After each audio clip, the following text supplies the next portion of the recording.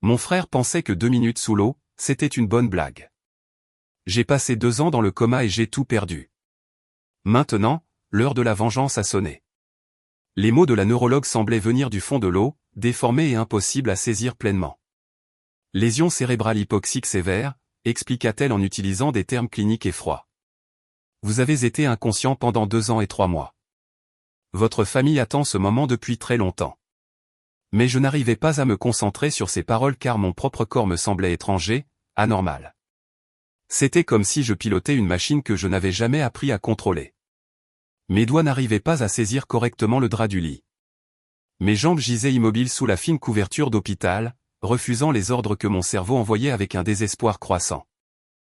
Quand j'ai essayé de demander ce qui s'était passé, les sons qui sont sortis de ma gorge étaient un gargouillis insensé. Ma langue était épaisse et peu coopérative dans ma bouche qui avait un goût de métal et de produits chimiques. Ma mère était assise à côté du lit, elle avait l'air d'avoir pris 10 ans depuis mon dernier souvenir net, ses cheveux étaient maintenant complètement grisonnants et son visage était creusé par des rides de fatigue et de chagrin. Elle me tenait la main en pleurant, serrant mes doigts comme si elle avait peur que je disparaisse à nouveau si elle lâchait prise. Mon père se tenait près de la fenêtre, le dos tourné, ses épaules secouées d'une manière qui suggérait qu'il pleurait aussi, mais qu'il ne voulait pas que je le voie. Ni l'un ni l'autre ne ressemblait aux parents dont je me souvenais de la fête à la piscine. C'était en juillet, le 14 juillet pour être précis, chez mon oncle Raymond, où toute la famille élargie s'était réunie pour le barbecue et la baignade annuelle. Maintenant, ma mère disait que nous étions en octobre, et que 2 années s'étaient écoulées depuis ce jour. 730 jours de ma vie simplement effacés, volés, disparus dans une obscurité dont je ne pouvais ni me souvenir ni l'expliquer. Le kinésithérapeute, un homme nommé Jules, est arrivé moins d'1 heure après mon réveil. Il avait la carrure d'un ancien joueur de rugby universitaire et le comportement doux de quelqu'un qui travaille constamment avec des personnes brisées. Il m'a expliqué en termes simples que mes muscles s'étaient gravement atrophiés pendant le coma, que je devrais réapprendre les fonctions motrices de base, que le processus serait lent et frustrant, mais possible avec de la détermination. Quand il a essayé de m'aider à m'asseoir, mon corps n'a pas coopéré. Mes muscles abdominaux avaient oublié comment s'engager. Mon équilibre était complètement fichu. Et le simple fait de passer de la position horizontale à la verticale m'a donné des vertiges et la nausée. Jules soutenait mon poids pendant que je luttais contre des larmes d'humiliation. Avant la fête, j'étais étudiant en ingénierie à Polytechnique, avec une bourse d'excellence. Maintenant, je ne pouvais même pas m'asseoir sans aide, comme un bébé. Mon frère aîné, Damien, est venu me voir cet après-midi-là et quelque chose dans sa présence a immédiatement sonné faux. Il est entré avec des fleurs et une expression de soulagement qui semblait plus répétée que sincère. Quand il a attrapé ma main en disant qu'il avait prié pour que je me réveille, sa poignée de main était théâtrale, trop forte, trop délibérée. Il a parlé de sa culpabilité, de la façon dont l'accident l'avait hanté, de ses visites hebdomadaires pendant tout mon coma, mais ses yeux évitaient constamment les miens, et quand j'ai essayé de lui demander ce qui s'était passé à la piscine, il a rapidement changé de sujet. Il a dit que nous en parlerions plus tard, quand je serai plus fort. Ma mère a acquiescé, ajoutant que je devais d'abord me concentrer sur ma guérison. La façon dont ils ont échangé un regard a noué mon estomac d'une anxiété que je ne pouvais pas formuler. L'évaluation cognitive a eu lieu le lendemain. Une docteure nommée Dubois m'a fait passer des tests qui ont révélé l'étendue de mes lésions cérébrales. Elle me montrait des images et je peinais à nommer des objets simples. Il m'a fallu 30 secondes pour identifier une chaise. Pour une pomme, j'ai d'abord dit orange. Elle m'a demandé de compter à rebours à partir de 100 et je me suis perdu dans les 70. Ma vitesse de traitement était si lente que chaque chiffre nécessitait un effort conscient pour être calculé. Elle m'a fait essayer d'écrire mon nom et les lettres sont sorties tremblantes et enfantines. Ma motricité fine était détruite par le manque d'oxygène. L'expression du docteur Dubois est restée professionnellement neutre tout au long de l'évaluation, mais je pouvais voir l'inquiétude dans ses yeux lorsqu'elle a compilé les résultats. Le verdict qu'elle a finalement rendu sur mes fonctions cognitives était dévastateur. Mes résultats étaient à peu près ceux d'un enfant de 12 ans, alors que j'en avais 22. Mes souvenirs de la fête à la piscine n'existaient que par fragments, peu fiables et oniriques. Je me souvenais de la chaleur, de l'odeur du chlore et de la fumée de charbon de bois du barbecue, de la nouvelle caméra GoPro de mon cousin avec laquelle tout le monde jouait sous l'eau. Je me souviens de Damien me défiant à un concours d'apnée pour de l'argent. 100 € à celui qui resterait le plus longtemps sous l'eau. Je me souviens avoir plongé, l'eau fraîche contre ma peau, mes poumons qui commençaient à brûler alors que je comptais les secondes dans ma tête. Puis plus rien, un espace vide là où la mémoire devrait exister. La pensée claire suivante était mon réveil dans ce lit d'hôpital, 2 ans plus tard, avec le visage vieilli de ma mère et ce corps qui ne fonctionnait plus correctement. Le docteur Dubois a expliqué que les lésions cérébrales hypoxiques provoquaient souvent une perte de mémoire autour de l'événement traumatique, et que je pourrais ne jamais retrouver ces derniers moments. L'explication m'a semblé insuffisante. Jules travaillait avec moi quotidiennement sur la rééducation physique, et les progrès étaient d'une lenteur atroce. Jour 3, j'ai réussi à m'asseoir sans aide pendant 30 secondes avant que l'épuisement ne me fasse m'effondrer. Jour 5, j'ai bougé mes jambes volontairement pour la première fois, juste une secousse. Mais Jules a célébré ça comme si j'avais couru un marathon. Jour 8, je me suis tenu debout avec de l'aide, mes jambes tremblant violemment sous l'effort de supporter mon poids amoindri. Chaque petite victoire s'accompagnait de la conscience écrasante de ma déchéance. Avant la fête, je courais 8 km par jour. Mon corps était svelte et fort après des années de sport. Maintenant, marcher 3 mètres jusqu'à la salle de bain nécessitait de l'aide et me laissait en sueur et pris de vertige. La personne que j'avais été était morte à cette fête, et cette version endommagée était tout ce qui restait. Mon meilleur ami de Polytechnique, un gars nommé Théo, est venu me voir la 2e semaine, et l'expression sur son visage en me voyant était dévastatrice. Il a essayé de cacher son choc, mais je l'ai vu clairement, l'horreur de voir quelqu'un qui avait été brillant réduit à quelqu'un qui luttait avec des fonctions cognitives de base. Il m'a parlé de la remise des diplômes, des postes d'ingénieur que nos camarades de promotion avaient décrochés, des projets de recherche sur lesquels je travaillais et qui avaient été abandonnés quand je n'étais pas revenu.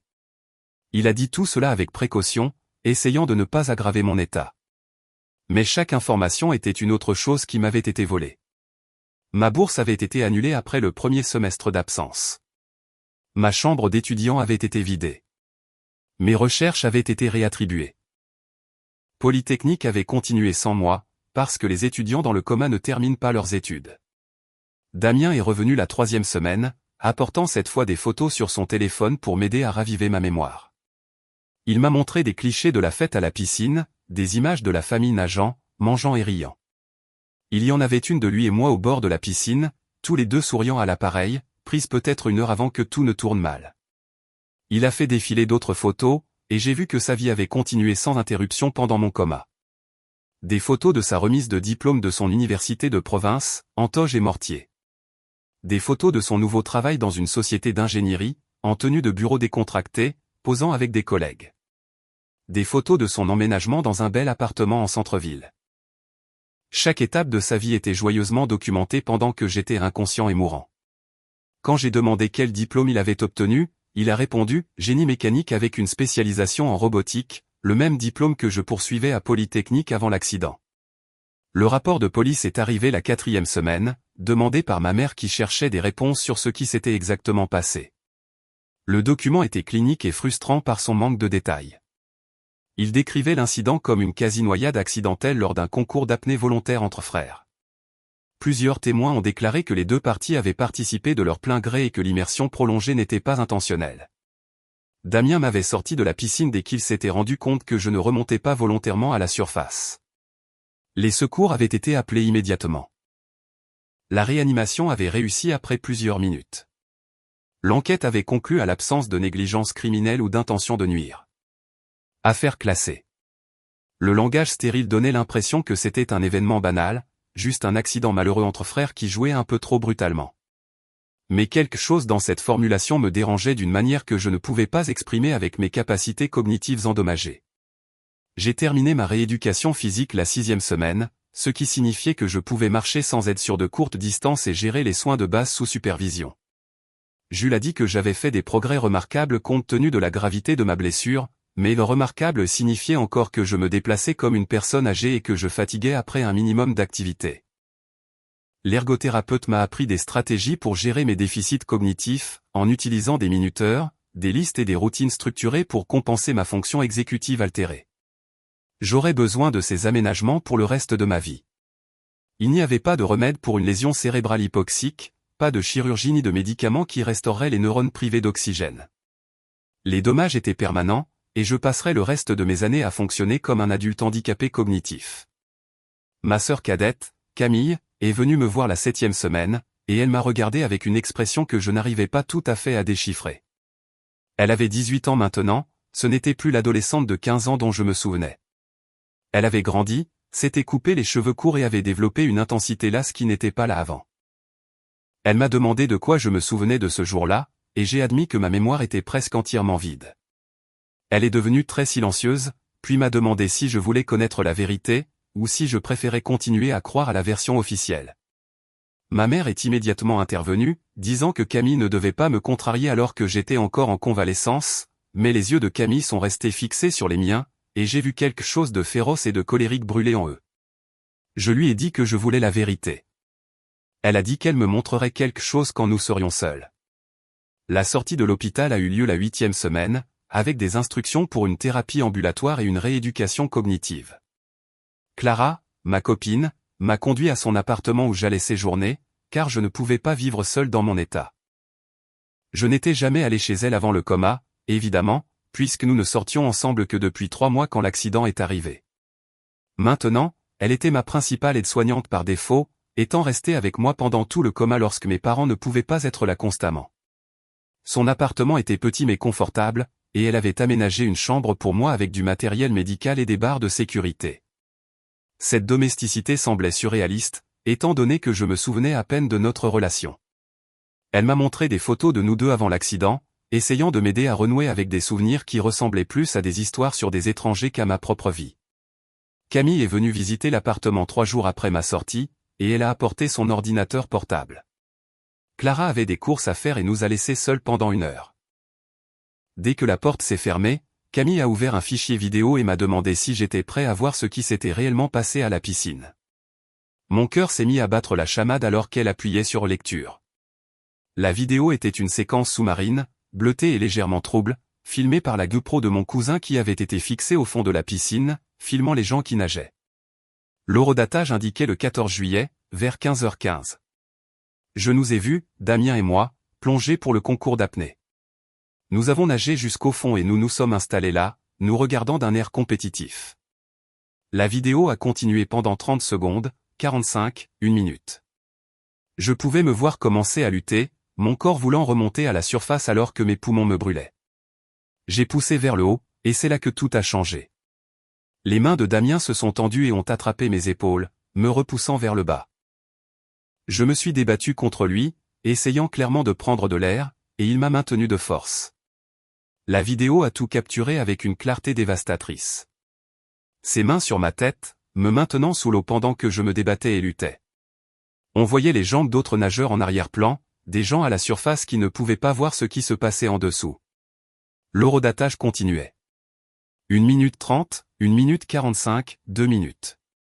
Mes mouvements sont devenus plus faibles, plus désespérés, puis lents. Damien m'a maintenu pendant tout ce temps. À 2 minutes et 8 secondes, mon corps est devenu flasque. Il m'a immédiatement relâché et est remonté à la surface, traînant mon corps inconscient avec lui, en criant à l'aide. Camille a mis la vidéo en pause, et je suis resté là, incapable de traiter ce que je venais de voir. Mon propre frère m'avait délibérément maintenu sous l'eau jusqu'à ce que je perde connaissance.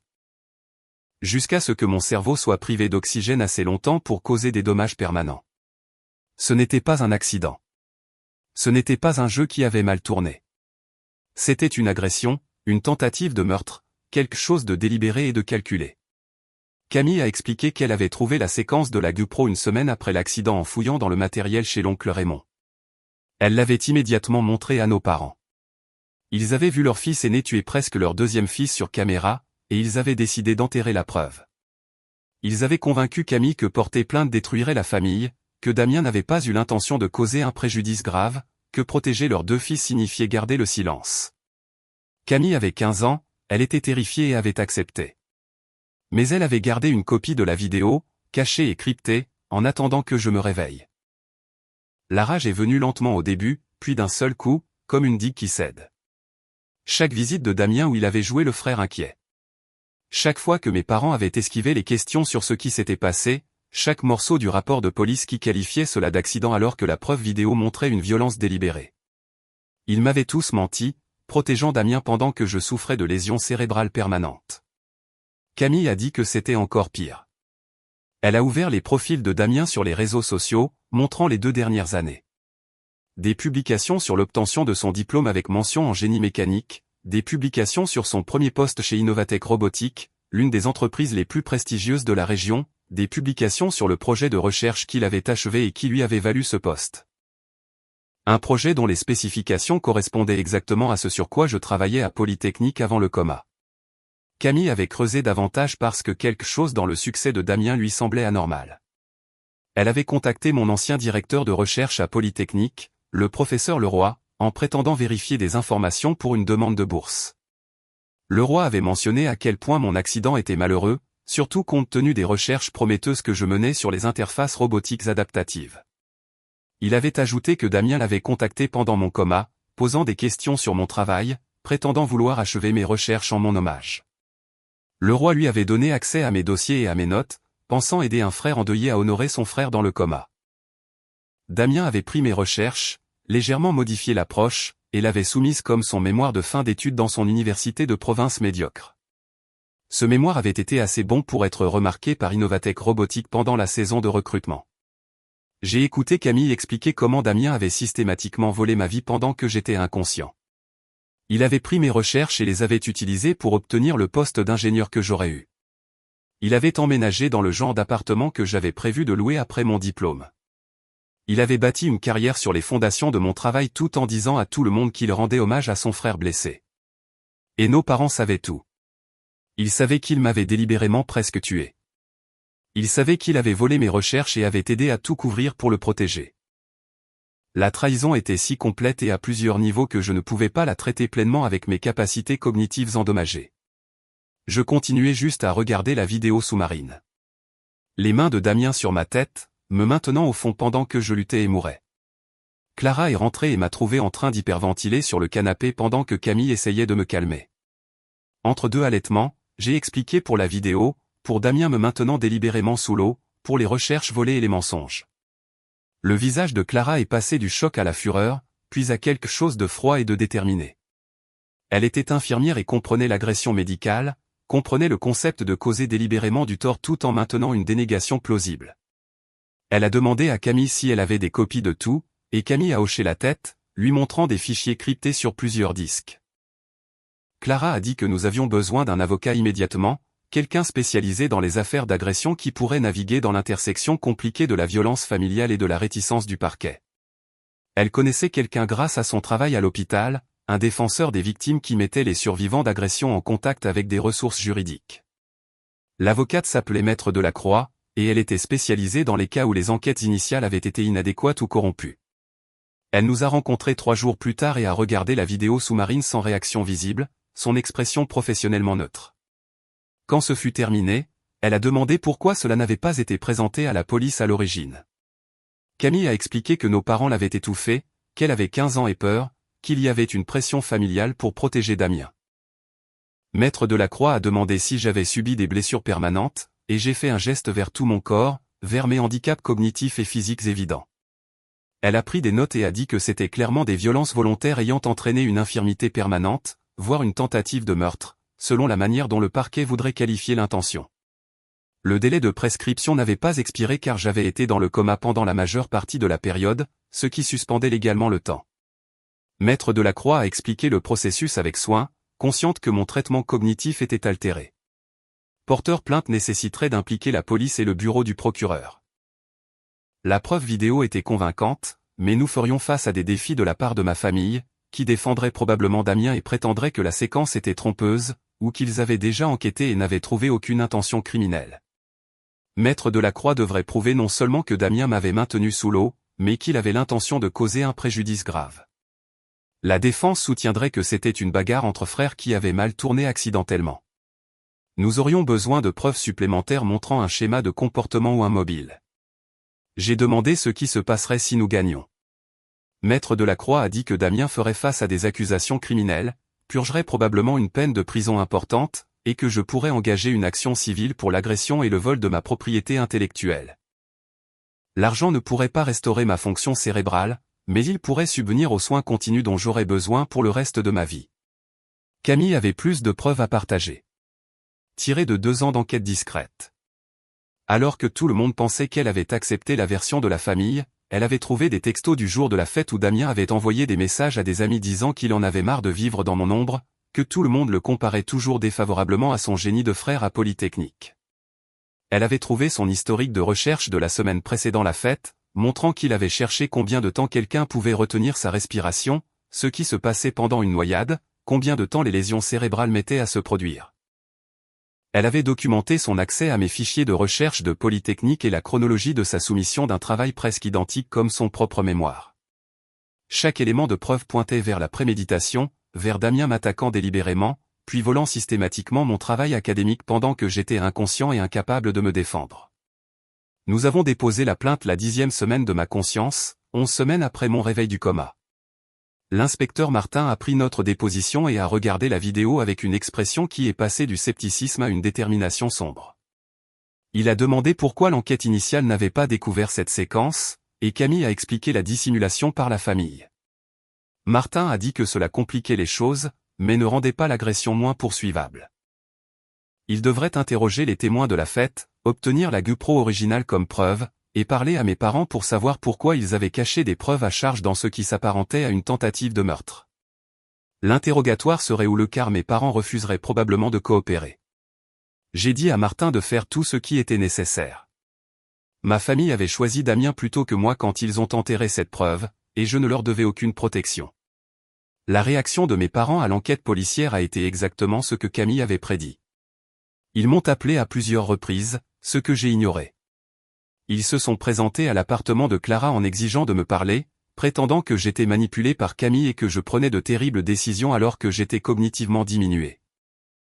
Clara s'est tenue à la porte et leur a dit qu'ils n'étaient pas les bienvenus, qu'ils avaient renoncé à leur droit de préoccupation parentale lorsqu'ils avaient couvert l'agression de leur fils sur leur autre fils. Ma mère a pleuré et a dit qu'ils avaient essayé de protéger la famille, que Damien n'avait pas voulu causer de dommages permanents, que porter plainte détruirait tout le monde. La réponse de Clara fut glaciale. Damien m'avait déjà détruit, et il l'avait aidé à le faire. Elle leur a claqué la porte au nez et a appelé la police pour signaler le harcèlement. Damien a été arrêté sur son lieu de travail un jeudi matin, lors de son 3e mois en tant qu'ingénieur junior chez Innovatech Robotique.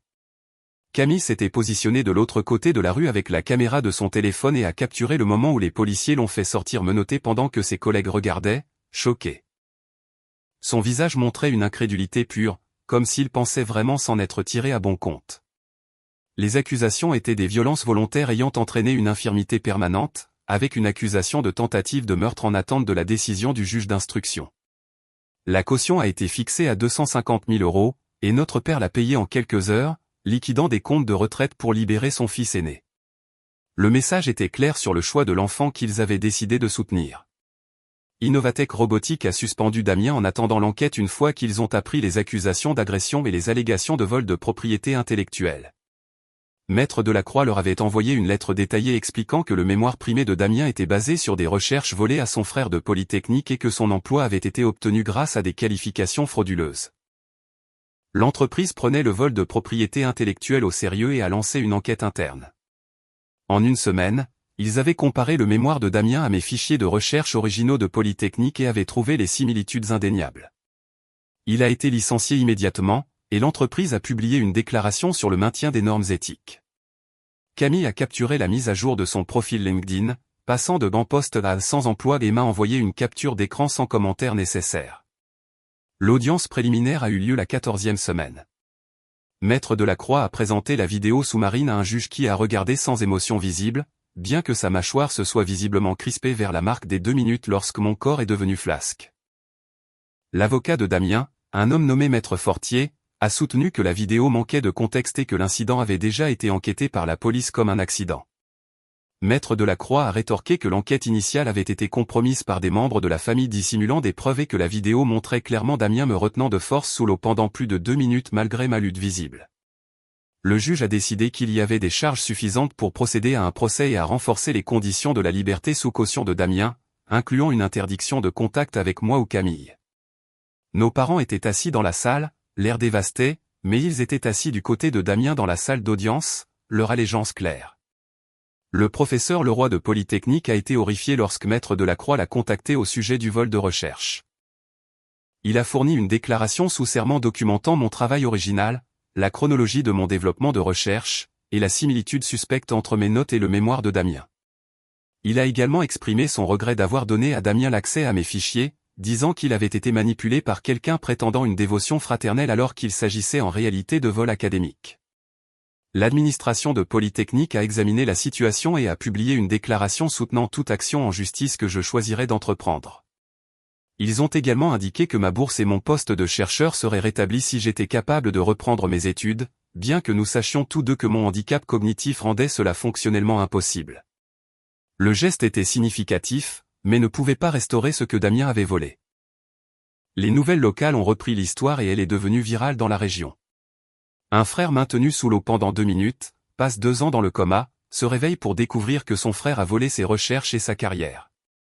La vidéo a été partagée des milliers de fois, bien que nous ayons fourni une version éditée qui se terminait avant que mon corps ne devienne complètement flasque pour éviter le contenu le plus dérangeant. L'opinion publique a été rapide et brutale. Les réseaux sociaux de Damien ont été inondés de commentaires le traitant de monstre, de voleur, de meurtrier en puissance. Plusieurs de ses anciens camarades de classe se sont manifestés, disant qu'ils avaient toujours pensé qu'il était jaloux de moi et soupçonnaient que son travail de mémoire semblait trop sophistiqué pour son niveau de compétence. Le tribunal de l'opinion publique a rendu son verdict bien avant qu'un jury ne délibère. Ma rééducation cognitive s'est poursuivie pendant tout ce drame judiciaire. Le docteur Dubois travaillait avec moi chaque semaine sur des exercices conçus pour reconstruire les voies neuronales et améliorer la vitesse de traitement. Les progrès étaient minimes mais mesurables. Je pouvais maintenant lire des livres simples sans perdre la compréhension, bien que les textes complexes me soient encore inaccessibles. Je pouvais mieux suivre les conversations et parler avec moins de confusion, même si je luttais encore pour trouver mes mots et construire des phrases complexes. Je ne retrouverai jamais le niveau cognitif de Polytechnique, mais je pourrais éventuellement fonctionner à un niveau de lycée plutôt que de collège. Les améliorations semblaient à la fois significatives et dévastatrices. Je devenais plus intelligent, mais je ne serais jamais assez intelligent pour terminer le diplôme pour lequel j'avais obtenu une bourse complète. Le procès de Damien a commencé la 20e semaine de ma conscience, environ 5 mois après mon réveil. La sélection du jury a duré 2 jours, Maître Fortier éliminant toute personne ayant des frères et sœurs ou travaillant dans les domaines médicaux ou scientifiques. Le jury final était composé de 7 femmes et 5 hommes, pour la plupart d'âge moyen, avec des expressions suggérant qu'ils prenaient leurs responsabilités au sérieux. La déclaration liminaire de Maître Delacroix a été directe et dévastatrice. Elle a diffusé la vidéo sous-marine dans les 5 premières minutes, la laissant parler d'elle-même. Elle m'a désigné, assis dans la salle avec ma canne et mon handicap cognitif évident. Elle a expliqué comment Damien m'avait non seulement presque tué, mais avait volé mes recherches pour se construire une carrière pendant que j'étais dans le coma. Puis elle a promis de prouver chaque élément de l'agression avec circonstances aggravantes et de démontrer que les actions de Damien étaient délibérées et malveillantes plutôt qu'un jeu accidentel. La déclaration liminaire de Maître Fortier a tenté de peindre l'incident comme un accident tragique lors d'une compétition fraternelle qui avait horriblement mal tourné. Il a souligné que Damien m'avait immédiatement sorti de l'eau et appelé à l'aide, ce qui montrait qu'il n'avait jamais eu l'intention de causer un préjudice grave. Il a affirmé que la séquence sous-marine était trompeuse car elle manquait de son et de contexte sur ce que nous avions convenu avant de plonger. Il a suggéré que j'aurais pu signaler que j'allais bien sous l'eau et que Damien avait mal compris mes mouvements. L'argument était faible compte tenu de la clarté de la vidéo, mais Fortier faisait son travail en créant un doute raisonnable. Il n'a pas abordé directement le vol de recherche dans sa déclaration, prévoyant probablement de le rejeter comme non pertinent pour les accusations d'agression ou de prétendre que c'était un hommage éthique plutôt qu'un vol. Camille a témoigné le 2e jour, expliquant au jury comment elle avait trouvé la séquence GoPro et l'avait montrée à nos parents. Elle a décrit leur décision de dissimuler la preuve, son malaise face à cette dissimulation, son choix de garder une copie cachée jusqu'à mon réveil. Lors du contre-interrogatoire, Fortier a essayé de suggérer qu'elle avait manipulé la séquence, ou que sa mémoire d'adolescente de 15 ans pouvait être peu fiable. Camille est restée calme et a souligné que la preuve vidéo ne nécessite pas une mémoire fiable. Elle montre exactement ce qui s'est passé. Elle a également produit la carte SD originale de la GoPro avec les métadonnées du fichier, prouvant quand la vidéo avait été enregistrée et qu'elle n'avait pas été modifiée. Fortier n'a pas pu contester efficacement la preuve technique et a dû passer à autre chose. Le professeur Leroy a témoigné le 3e jour sur mes recherches à Polytechnique et la similitude suspecte avec le mémoire de Damien. Il a apporté les 2 documents et a guidé le jury à travers des sections spécifiques montrant des approches de résolution de problèmes identiques, des équations identiques, et même des fautes de frappe identiques dans certains cas. Il a expliqué que si des recherches parallèles produisent parfois des résultats similaires, le niveau de duplication ici était impossible sans copie directe. Il a témoigné que Damien avait spécifiquement demandé l'accès à mes fichiers, prétendant vouloir achever mon travail en mon honneur, et qu'il avait accordé cet accès, faisant confiance aux intentions déclarées de Damien. Le jury a pris des notes détaillées pendant ce témoignage, plusieurs membres regardant les documents avec un scepticisme visible quant à la future affirmation de Fortier d'un hommage éthique. Clara a témoigné le 4e jour sur mon état lorsque je suis sorti du coma, l'étendue de mes handicaps, les déficits cognitifs qui avaient mis fin à ma carrière universitaire. Elle a décrit la kinésithérapie, la rééducation cognitive, et les soins continus dont j'aurais besoin pour le reste de ma vie. Elle a expliqué que les lésions cérébrales hypoxiques étaient permanentes, qu'aucun traitement ne restaurerait les neurones endommagés par le manque d'oxygène. Sous le contre-interrogatoire de Fortier, elle a reconnu que certains patients dans le coma se rétablissent plus complètement que d'autres, mais a souligné que plus de 2 minutes sans oxygène causaient de manière fiable des dommages cérébraux graves. Elle a regardé Damien en disant cela, son expression montrant clairement ce qu'elle pensait de lui. Plusieurs jurés ont suivi son regard, étudiant le visage impassible de Damien. J'ai témoigné le 5e jour, et Maître Delacroix m'avait soigneusement préparé à cette expérience. Elle m'a interrogé sur ma vie avant la fête, ma bourse à Polytechnique, mes recherches, mes projets d'avenir. J'ai décrit ma relation avec Damien en grandissant, qui avait été généralement positive avec une rivalité fraternelle normale. J'ai admis que j'avais de meilleurs résultats scolaires, ce qui avait parfois créé des tensions, mais rien qui ne suggère la violence. Puis Maître Delacroix m'a demandé de décrire ce dont je me souvenais de la fête, et j'ai expliqué le concours d'apnée, la plongée, le besoin croissant de remonter à la surface. J'ai dit au jury que la dernière chose dont je me souvenais était d'essayer de pousser vers l'air et de sentir des mains sur mes épaules. Puis plus rien jusqu'à mon réveil à l'hôpital 2 ans plus tard pour apprendre que toute ma vie m'avait été volée. Le contre-interrogatoire de Fortier a tenté de suggérer que ma mémoire était peu fiable en raison des lésions cérébrales et que je pourrais confondre ce dont je me souvenais réellement avec ce que la vidéo m'avait montré. J'ai reconnu que ma mémoire avait des lacunes, mais j'ai dit que la sensation physique d'être maintenu au fond était viscérale et distincte, quelque chose que je m'étais rappelé avant de voir la moindre séquence. Fortier a demandé si Damien et moi nous étions déjà battus brutalement, si nous nous étions déjà chamaillés ou affrontés physiquement. J'ai répondu oui pour des chamailleries fraternelles normales, mais j'ai souligné que le jeu normal ne continue pas après que quelqu'un essaie clairement d'arrêter. Fortier a tenté de suggérer que les signaux sous l'eau pouvaient être ambigus et que Damien aurait pu sincèrement penser que j'allais bien. J'ai souligné que la vidéo me montrait luttant violemment et devenant flasque, ce qui ne sont pas des signaux ambigus. Le jury semblait être d'accord d'après leurs expressions. La vidéo a été rediffusée le 6e jour, cette fois avec un expert médical fournissant des commentaires. Le docteur Rachid, spécialiste de la noyade et des blessures hypoxiques, a narré ce qui se passait psychologiquement à chaque étape. Il a expliqué qu'à 30 secondes sous l'eau, l'inconfort commence. À 60 secondes, l'envie de respirer devient irrésistible.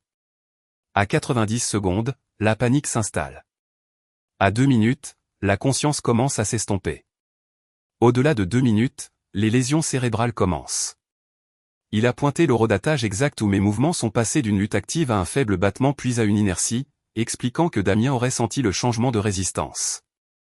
Le témoignage de l'expert a rendu la vidéo encore plus accablante car il a prouvé que Damien m'avait délibérément maintenu à travers chaque étape de détresse jusqu'à ce que je sois inconscient et mourant.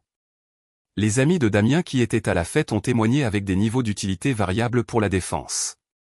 La plupart ont admis qu'ils étaient à la surface et n'avaient pas vu ce qui s'était passé sous l'eau. Un ami, un gars nommé Isaac, a témoigné que Damien avait semblé véritablement choqué quand je ne me suis pas réveillé immédiatement, qu'il avait pratiqué la réanimation cardio-respiratoire en criant à quelqu'un d'appeler les secours. Le contre-interrogatoire de Maître Delacroix a demandé si Isaac avait remarqué que Damien agissait de manière jalouse ou rancunière envers moi avant l'accident. Isaac a admis que Damien avait fait des commentaires sur le fait d'être toujours comparé défavorablement à son génie de frère, mais l'avait rejeté comme des chamailleries fraternelles normales. Maître Delacroix a demandé si maintenir quelqu'un sous l'eau pendant plus de 2 minutes entrait dans la catégorie des chamailleries fraternelles normales. Isaac n'avait pas de bonne réponse. Damien a témoigné pour sa propre défense le 8e jour, probablement contre l'avis de Fortier. Il a affirmé que le concours d'apnée avait été mutuel et compétitif. Il a dit que je lui avais fait un signe pouce en l'air sous l'eau, indiquant que je pouvais continuer. Il a affirmé que lorsqu'il avait attrapé mes épaules, c'était pour vérifier si je voulais arrêter, pas pour me maintenir au fond. Il a dit qu'il m'avait relâché au moment où il s'était rendu compte que j'étais en détresse et qu'il avait immédiatement essayé de me sauver. Son histoire contredisait la preuve vidéo claire montrant plus de 2 minutes de contrainte à travers une lutte de plus en plus désespérée.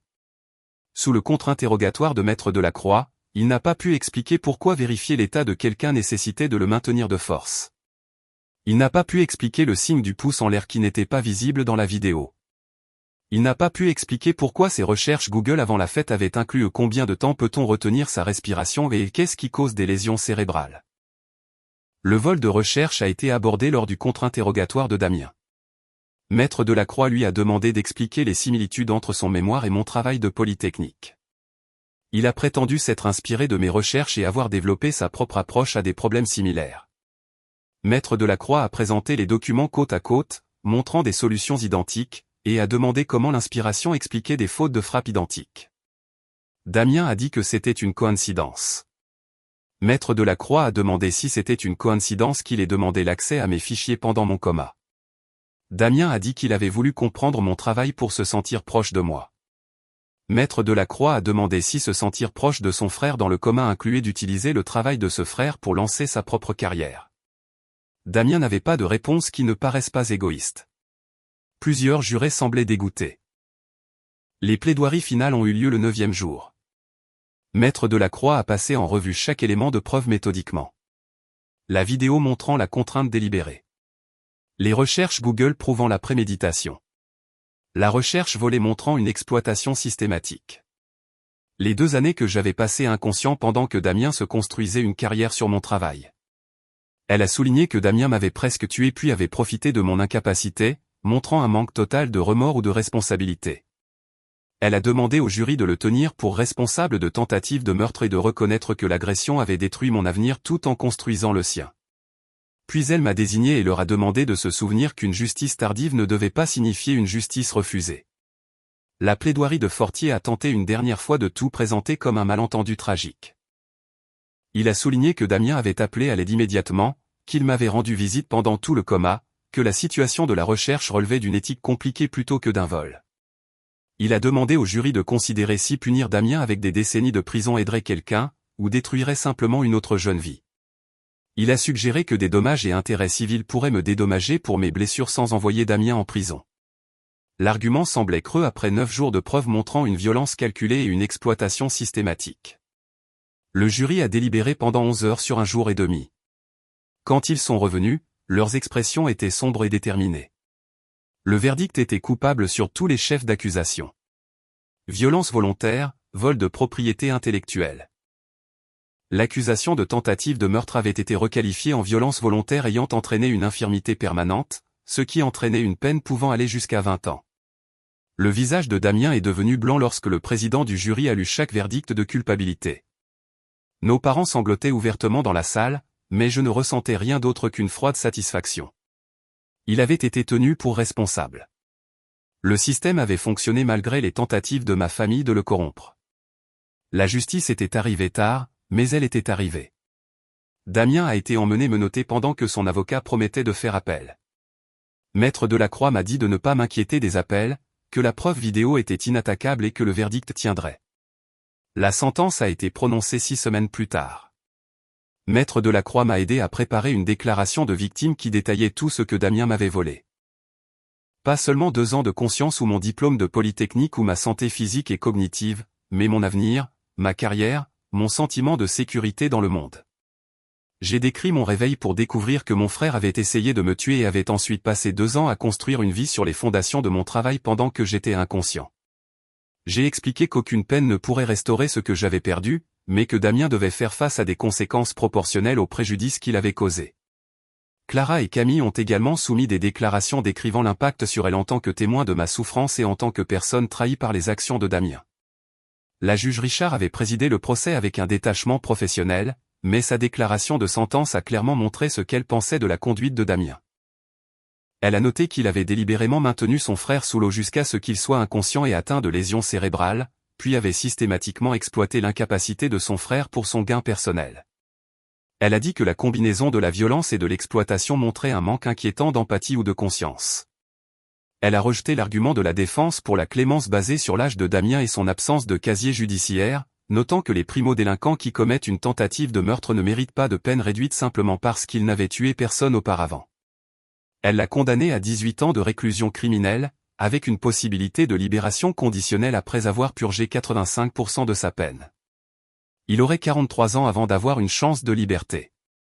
La salle d'audience a explosé après la sentence. Nos parents ont crié que 18 ans était excessif, que la juge détruisait leur fils pour un accident. La réponse de la juge Richard a été sèche et finale. Votre fils a maintenu votre autre fils sous l'eau pendant plus de 2 minutes, causant des lésions cérébrales permanentes, puis a volé ses recherches pour faire avancer sa propre carrière pendant que ce fils était dans le coma. 18 ans est une peine proportionnelle au préjudice causé et à l'absence totale de remords manifestés. Elle a ordonné que Damien soit immédiatement placé en détention et a rejeté la demande de son avocat pour une mise en liberté sous caution en attendant l'appel. Damien a été placé en garde à vue pendant que nos parents imploraient une autre chance. Ils avaient perdu un fils à cause d'un handicap permanent causé par leur autre fils. Et maintenant, ils perdaient ce deuxième fils en prison. La famille qu'ils avaient essayé de préserver en dissimulant les preuves avait été détruite de toute façon. Le procès civil pour vol de propriété intellectuelle s'est réglé à l'amiable 6 mois plus tard. Innovatech Robotique voulait éviter la publicité liée à l'embauche de quelqu'un qui avait volé des recherches, et ils ont offert un règlement substantiel qui incluait la reconnaissance que mon travail avait été le fondement du mémoire de Damien. Polytechnique m'a officiellement crédité de la recherche et a offert de nommer une bourse en mon honneur, bien que j'ai refusé car je ne voulais pas que mon nom soit associé à une tragédie. L'argent du règlement a fourni un fonds fiduciaire qui couvrirait mes frais médicaux et de subsistance indéfiniment, puisque je ne serais jamais en mesure de travailler à ma capacité antérieure. Maître Delacroix a appelé cela la justice sous forme financière, bien que nous sachions tous deux que l'argent ne pouvait pas compenser ce que j'avais perdu. Mes parents ont essayé de me contacter plusieurs fois après la sentence, voulant une réconciliation ou un pardon ou quelque chose que je ne pouvais pas fournir. Ils avaient vu Damien me tuer presque en vidéo et avaient choisi de le protéger plutôt que de chercher justice pour moi. Cette trahison était plus profonde que la violence de Damien, car ils avaient eu le choix et avaient fait le mauvais. J'ai envoyé un seul email expliquant que je n'avais plus de relation familiale avec eux, qu'ils avaient renoncé à leurs droits parentaux lorsqu'ils avaient dissimulé des preuves de tentative de meurtre. La réponse de ma mère était pleine de justifications sur le fait d'essayer de protéger leurs 2 fils et de ne pas vouloir détruire la famille. Je n'ai jamais répondu. Certaines fractures étaient trop fondamentales pour être réparées. Camille a emménagé avec Clara et moi 6 mois après le procès, ayant finalement atteint sa majorité et voulant prendre ses distances avec nos parents. Elle s'est inscrite dans une filière de droit, inspirée par son rôle dans la condamnation de Damien. Elle a dit que voir le système fonctionner lorsqu'on lui donne des preuves appropriées lui avait donné envie de participer à la prévention de futures erreurs judiciaires. Nous nous étions rapprochés grâce à l'enquête et au procès, liés par une trahison partagée et le choix de poursuivre la vérité plutôt que la loyauté familiale. Elle était le seul membre de la famille avec qui je maintenais le contact, la seule qui avait choisi de me protéger plutôt que de protéger Damien. Ma fonction cognitive a atteint un plateau après 2 ans de rééducation intensive. J'étais passé d'un niveau de 12 ans à un niveau de lycée, ce qui signifiait que je pouvais fonctionner de manière indépendante avec des systèmes de soutien en place. Je ne retournerai jamais à Polytechnique, mais je pouvais lire, écrire et penser assez bien pour vivre une vie qui ait du sens.